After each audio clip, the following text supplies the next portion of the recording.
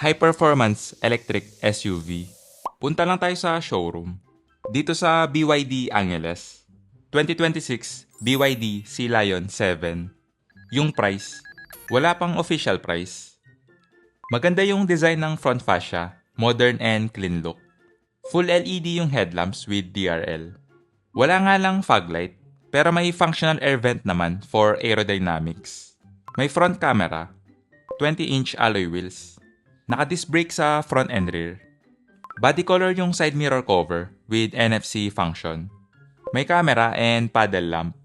Equipped din ng blind spot monitor. Medyo mababa lang yung ground clearance para sa SUV. Equipped ng keyless or smart entry. Check natin yung interior. Black perforated leather seats. Power seat adjustment sa driver. Same sa front passenger. Sa door panel, soft leather. Soft leather din yung armrest. Equipped din ng ambient lighting. Power window switch na automatic. Medyo iba lang yung design ng door handle. Hindi ko lang sure kung mas madali ba siya. Leather wrap steering wheel. Naka-electric power steering to, kaya siguradong magaan yung feel. Flat bottom yung design, kaya sporty yung feel, at extra space na rin. Tilt and telescopic adjust yung steering column. Hindi ko na mapapakita sa inyo kasi hindi siya kaya ng one hand. Full screen yung instrument cluster. Ito lang siguro yung downside ng ganitong setup. Reflective yung screen. Pero may HUD naman to or heads-up display, kaya okay na rin. Naka-push start power button. Pagdating sa visibility, okay naman. Medyo mataas din yung ride height. Kita pa rin yung hood ng konti. Medyo makapal lang yung A-pillar, pero okay lang siguro kasi may quarter glass naman. 15.6-inch infotainment screen. Okay naman yung image quality, pero ito, hindi siya pwedeng i-rotate. Dual zone climate control. May wireless charging pad, 2 USB port at 12-volt socket. Single speed automatic transmission. Walang volume knob, pero may volume scroll wheel naman. Soft leather yung center armrest. Check natin yung storage. Malaki na rin yung storage space. Dampen yung glove box. May vanity mirror with light yung sun visor. Same sa front passenger. Equipped din to ng panoramic moonroof.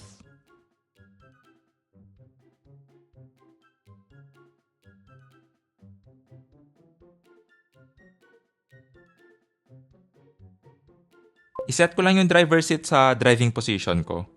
Check natin yung back seat. For reference lang, 5'7" yung height ko. Black perforated leather seats. Sa door panel, soft leather. Soft leather din yung armrest. Power window switch na automatic. Equipped din ng ambient lighting.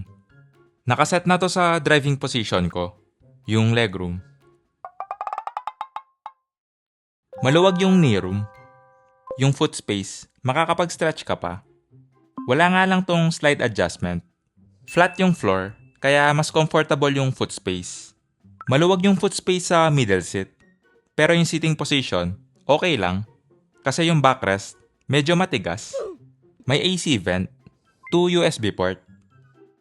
Yung headroom, nasa 5 to 6 inches pa. Okay naman yung seating position, hindi siya upright or 90 degrees. Kasi reclining seat naman to. May cup holder and storage yung center armrest. Check natin yung cargo space.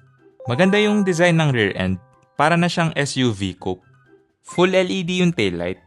Mas okay yung ganitong light bar. Manipis lang. May reverse camera. Parking sensor. Ganito yung image quality ng camera. Malinaw na rin.